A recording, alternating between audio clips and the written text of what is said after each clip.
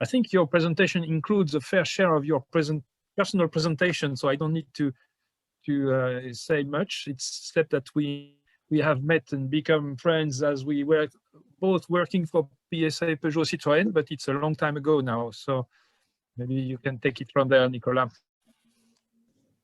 Thank you very much, Antoine. And thank you all for your welcome in these dialogues on sustainability. I'm very excited to be here today to share in 15 minutes this experience of, let's say, 7 years as an entrepreneur, as a co-entrepreneur with my partner in life, and my partner in also professional life, Elizabeth. I will try to guide you through the different steps of our company in these 15 minutes, but also tell you what we do, why we do it, and how we do it. And we think these three things are very important. So let me share the presentation. Okay.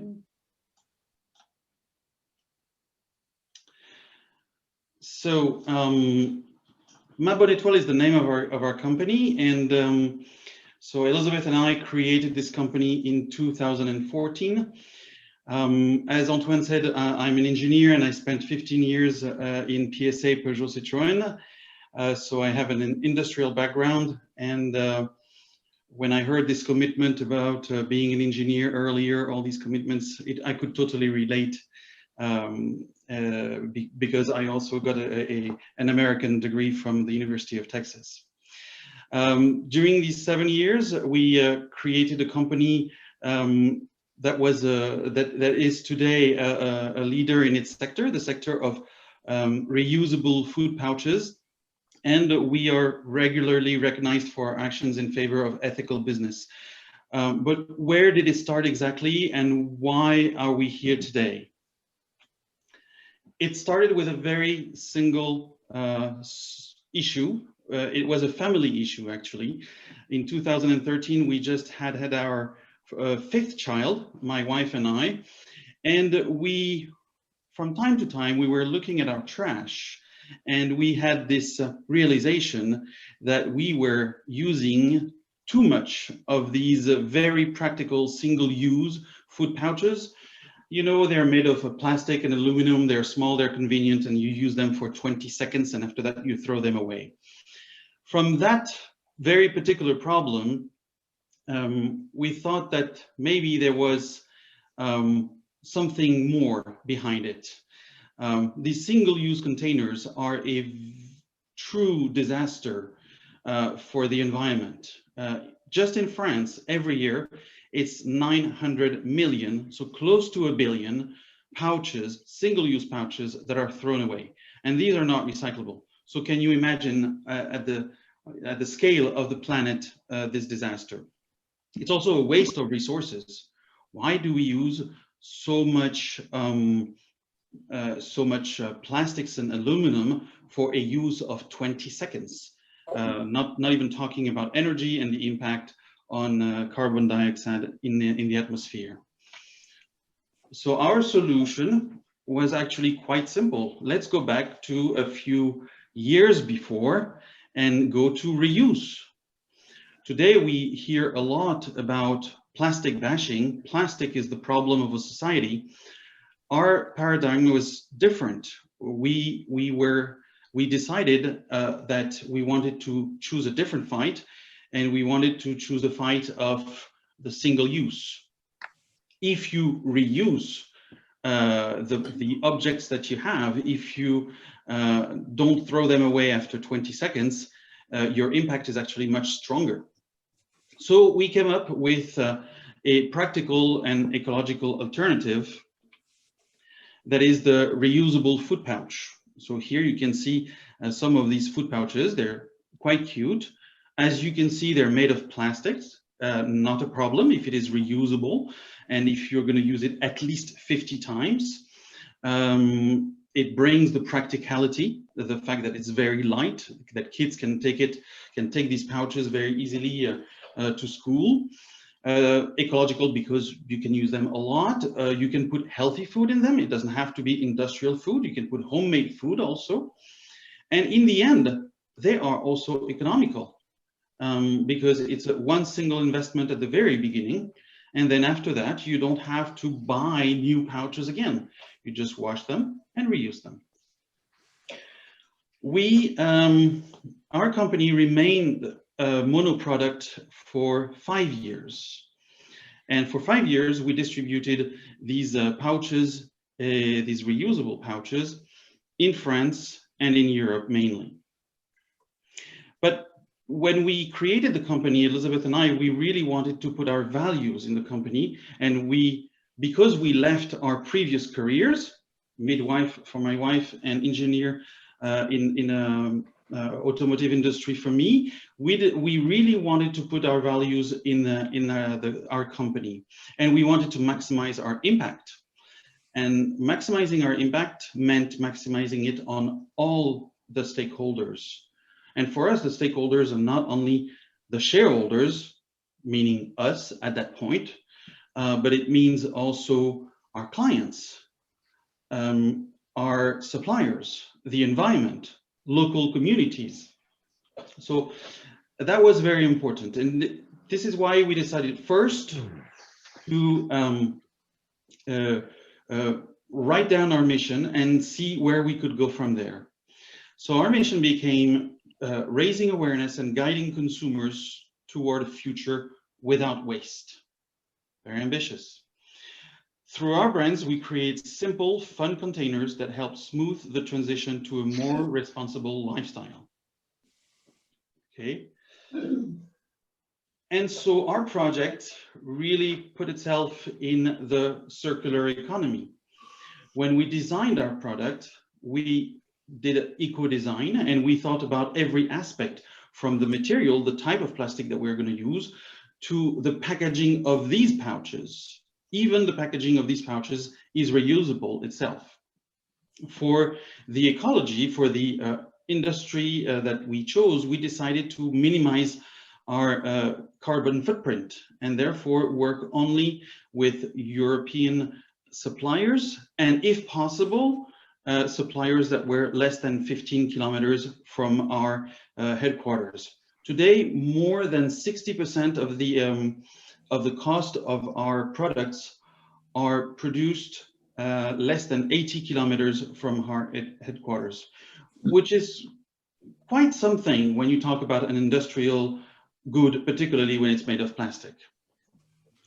Of course, then we help our clients in going for responsible consumption because they limit their waste. They reuse our product, and then there is obviously life extension. Recycling is also a possibility, but you know, in the 4 R's of the circular economy, recycling comes after reuse and reduce. What we wanted to do were high quality products. That was extremely important, but also, and that's where the how came into the picture, we wanted a real coherence between our product offer and an impact-driven approach.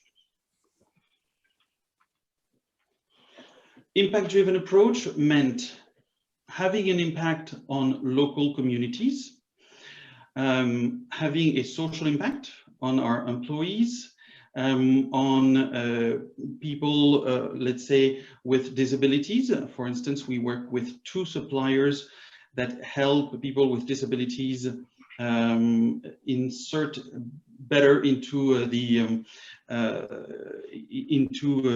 labor. And the environmental aspect was very important.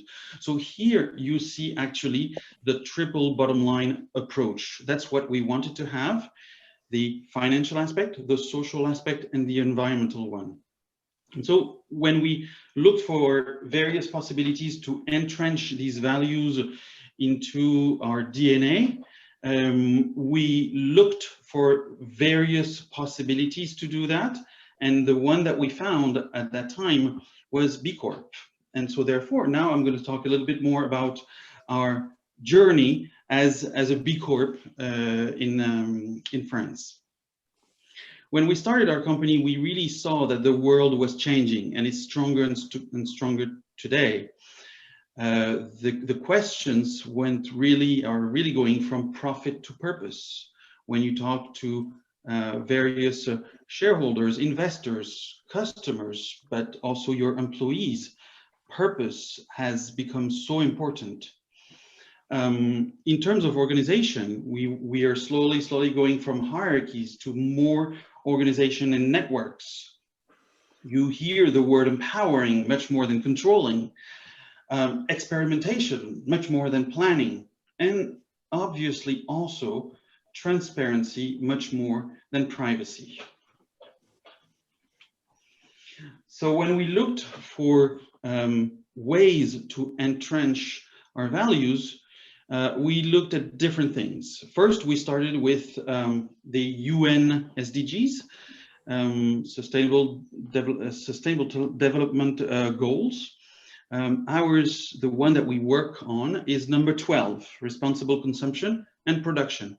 And we feel that as a company already working on one of these goals is an important thing. Now, is it enough to manage a company to just decide that it's going to be number 12? Is it enough to manage the CSR topics of your company? No, obviously not. So we looked at different things. We looked at ISO first, with the ISO 26000, ISO 14001, but we felt that there were very interesting things, but those evaluate the means, but not the results or the impact. And what we wanted to do as entrepreneurs is maximize our impact. So we needed to be able to measure it. Then we looked at other labels like Lucy, and we found B Corp. And we realized that first B Corp was a community. It's not only a label. I think some of you have probably heard of the BIA, the B Impact Assessment, which measures your impact on all your stakeholders. And I insist on the stakeholders, not on the shareholders. So it's not only a questionnaire, an audit, and a way of doing things, but it's mainly a community of companies that share the same values and that have the best possible practices in terms of CSR. And by the way, actually, in the past few years, B Corp, or let's say B Lab, which is the NGO that supports B Corp, B Lab and the UN Global Compact decided to partner to create this tool that is called the SDG Action Manager that helps companies manage their CSR. So we looked at the state at that time in 2014, and we saw that, okay, in terms of let's say incorporation, you had different things for CSR. On one way, in terms of legal form, you had all the non-profit and low-profit models like association, charities, cooperative, and on the other side, you had the for-profit models with commercial companies, civil companies, and we also saw that there were some hybrid models that were developing.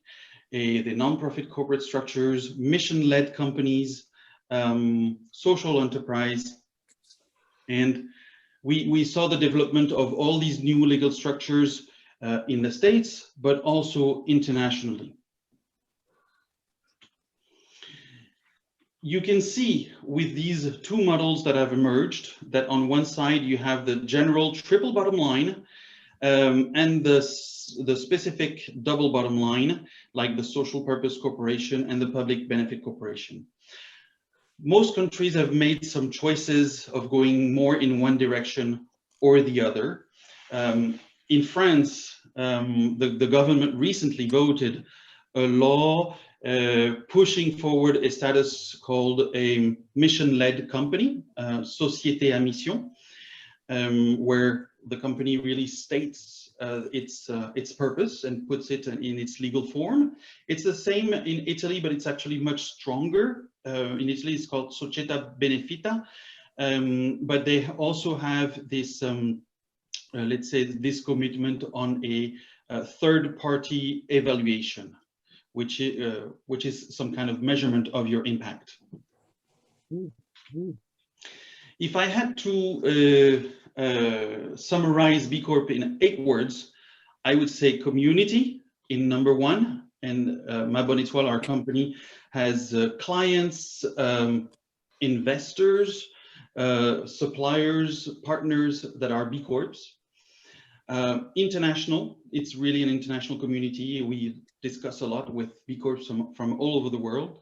High standards, it's quite difficult to become a B Corp. The average score on the BIA is 50 out of 200. And to become a B Corp, you have to have 80 points.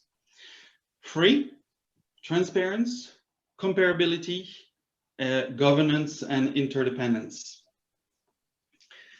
I see that I'm going to be short on time, so to summarize, I'm going to say that the B Corp, it's 4,000 B Corp certified around the world, around 75 countries and 150 industries. So it's much more than just a label. It's a way of thinking. It's a way of looking for impact. It's best practices, and it's a lot of sharing between actors who have decided to really entrench all these best practices in their way of thinking, in their way of acting every day. In one of, the previous group that I was talking to said that it's very important that everybody in the company feels totally involved in this in this way of thinking.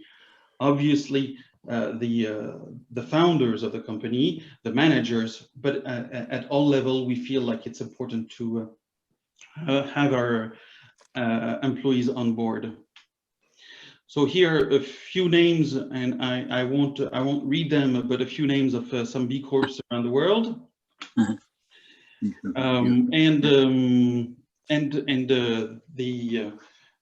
This little sentence, the sentence from Tamara Arbib, the founder and managing director at Rebel Kitchen. I'll let you read it.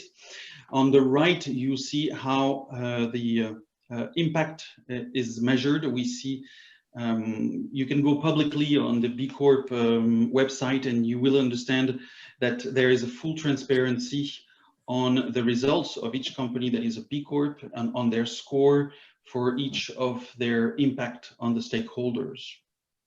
Okay, and by the way, these are the this is the score. These are the scores of our company, and we're very, on one side we are very proud to have the best score in France currently, but we also see all the work that we have to do to reach the 200 score that is still very, very far. And by the way, this referential evolves every year and is getting stricter and stricter every year. So I hope I give you, let's say, enough elements to bring questions. I would be very excited to discuss some of these topics with you guys. Nicolas, for this presentation. Indeed, we are getting a little short on time, so I'm going to suggest something highly unusual, that is to skip the group discussions so that you can take questions now from the audience. So if people want to ask questions directly, we'll do like we started to do with Nazé earlier, and you can raise your hands or signal yourself in the chat box if you want to be putting a question to Nicolas, and then that will bring us very close to the end of the session, because we won't have time to get back and forth into groups and feedbacks. So I see that Harsh Gandhi has a hand up, then Nicholas Foster, and then Mike Smith as well. Thank you, Nicholas, for the lovely presentation. Appreciate your efforts and initiatives at this business around reuse. I had questions more with regard to the brands that you are sort of working with, and are the brands equally committed towards this, and therefore do you see the encouragement, or do you see the motivation for reuse packaging coming from the brands themselves, or is this a strategy that you have which is to change the consumer behavior and not the brand behavior? I think when you start a project like this one, and you say that you want to have the maximum impact, wherever there is a potential to make things change, you go. So yes, we want to help the consumers change their habits, but we also want to help all our partners to change their habits. So when we choose our suppliers, we tell them why we choose them, and we also share with them what we expect in terms of progress on a certain number of topics that are important to us, like use of energy, use of water, working with carriers that are more green than others. It's one, changing the suppliers, two, changing the brands that we work with. So our brands, the ones that we developed, of course, they have the same, let's say, the same DNA, but more difficult is to work with other brands that may not have it exactly the same way, or may not express it the same way. So it's important to choose our partners so that they're coherent with what we do, either because they totally share our values, or because we feel like we can help them change some of their habits. And so I would say it all depends, but what I can see is that there is a general trend of wanting to change something, or wanting to be more responsible from all stakeholders. Now, whether it is for a good reason or not, and I am not going to make any judgments about these reasons, that's a different story. Thank you. Nick, you wanted to ask a question as well. Yes, please. I don't know whether it's, I mean, it's kind of carrying on a little bit from what Naze was saying, and the points that were starting to arise from the discussion about industrial relations. And I'd be interested to hear from you what you think the B Corp approach to unionization and the kind of the power of the employee and the kind of the political power of the unions. How is that working at the moment as we step forward? Because there was question marks about, you know, in Tunisia, the unions are blocking electricity getting onto the grid from blah, blah, blah. You know, there were questions about that. So what's been the approach that B Corp have taken to unionization and the way in which that impacts business? That's a very interesting question. I'm not sure we'll be able to give you a perfectly detailed answer. I do have the impression that okay, this is something to be worked on, the relationship between B Corp and unionization. There is no ambivalence, or there's no, let's say, confrontation between the two. As it is, we notice, as it is originally, B Corp is something coming from the United States, okay? And they developed an audit, or let's say a questionnaire, that is an international questionnaire that will adapt to the size of the company, to the business of the company, but that will not adapt so much to the area. If you're a French B Corp, obviously the legal standards, particularly for human resources, are not exactly the same as they are, or as they could be, either in North America or in Africa, okay? But, well, guess what? But it's okay. It's okay. It means that maybe Europeans will have more points on this, but they will also be able to share more about their practices and about the practices of their countries. There is a lot of emulation between companies that belong to the movement and also countries. I mean, you have cities and countries that are planning to become B Corps, not just companies. So I feel that this is one positive aspect of globalization, is sharing the good practices. Whether or not it's the concern of everybody today, it's okay, it will come. And then I think I would like to hear from Mike and who both raised their hands through the camera and not through the system. Nicolas, thank you very much for your fascinating presentation and the wonderful initiative that you and your wife have launched. May I ask you some statistics about your company, please? I'll try. How many pouches are you making every year, or every month, or however you measure that? How many are actually sold? In other words, is demand outstripping supply or not yet at this stage? And how many employees do you have? And what was your investment in your manufacturing plant in the first place? So 4 questions there for you. 4 questions. So I will try to keep it to not more than 4 minutes in this case. All right. The way we measure things is actually not the number of pouches sold, but the number of single-use pouches that we manage to save or to spare to the planet. So today we say that 70 million pouches, single-use food pouches, were not thrown away thanks to the brand called SQUIZ. It's the equivalent of 1.2 million reusable food pouches sold since the beginning of our adventure. Today, approximately every year, we sell between 300 and 400, or close to 400,000 per year. Okay. There are 16 employees. We managed, I mean, after 2 years of discussion, to raise 2 million euros last year, just after the first lockdown. We are very lucky, and it came from 2 impact investors, one B Corp and one social-led company, an insurance company in France. And so these 2 million will help us, of course, develop the team and develop new reusable containers. And finally, we decided to choose an approach where we don't make, but we choose partners, industrial partners that are, let's say, aligned with our vision, aligned with our values, and who make for us. So the initial investment from our company, for our company at the very beginning was 20,000 euros. That's what we started with. Let's say there was a lot at stake because we both left our jobs and we had 5 kids.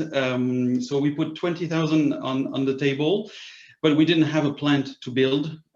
We had some strong partnerships to create, and we are still working with the same suppliers after 7 years. And what is your profitability on your turnover? Okay, until last year. Company profile there. Yes. Let's say. After that, we have a question about your reprocessing, end of life processing. Do you incorporate that in your model? Yes. Oh, so it all depends on the product. So for us, the either recycling or the upcycling is an important thing. It is a question that comes up very often when we talk about CSR. People ask me this question very often, and the way I would like to answer is, if I have the choice between multiplying by 2 the lifespan of the reusable food pouch or taking care of the last use, I will choose the multiplying by 2. Why? Because it will multiply our impact by 2. Thank you. And I see some more hands. It was, I think, Blair. Did you want to speak or not? No, I don't think so. Finally, maybe Nagia. Yes, thank you very much for the 2 presentations. Very inspiring, and it reminded me of my father-in-law. He was in commerce and business, and he put a plaque in which he described the good businessman in 4, it's in Arabic, very interesting. I know that Munir and Nazi will understand it in Arabic, and I will translate. We say Tagir, Taqi, Amin, Gari, Raouf. So the letters for a good merchant is that he is God-fearing or pious, he is honest, he is daring, and he is compassionate. And when my brother-in-law told my son some years ago about this, my son said, "Oh, what is happening in the world is the exact opposite of this." And they put other, words for the letters. And so I just, I am very, I admire very much what both the presentations and what the issues they raised, and the spirit and the awareness and the culture that they are trying to advocate. Thank you. So may I now ask if Nazé and Nicolas have a kind of last word or concluding words for us before we conclude the meeting? I do appreciate what Nicolas is doing. I would like to thank everybody for the questions, and this community, it shows that there is a lot of interest to make things change, and it's about time that things will happen and change, especially in our part of the world. Thank you for this opportunity again. Thank you very much, Nazé. And Nicolas, yeah. Thank you very much, Nazé, and I really appreciated your presentation too. And by the way, since the beginning of this journey in 2013, this is what struck me the most: is all the initiatives and this progress that we see in our societies to really do more in favor of the others. I am very thankful for that, and I am actually very thankful for being here with you today, which is a living proof of what I just said. So thanks a lot. Thank you very much too. And both of you, as I said, that produced very impressive slide decks. So I'm sure that we can find your presentation very interesting to listen to it again. And because we have a YouTube channel, so I'll paste some of the links in the chat box, and I will also send you an email afterwards that you can find your way through these all these resources. And let me just conclude by thanking our both speakers and all people who participated so actively and so passionately to these discussions. And we'll meet again on the 10th of June, exceptionally not the 12th, 10th of June, to avoid a weekend date. On the 12th, it would be a Saturday, so it would be on a Thursday, to discuss with Rose Tennyson and Antonio Hautley creating partnerships to make business a force for good, and how can business partner with governments, NGOs, and other forces in society. And both are highly qualified. Rose Tennyson is a specialist, I would say, of brokering partnerships.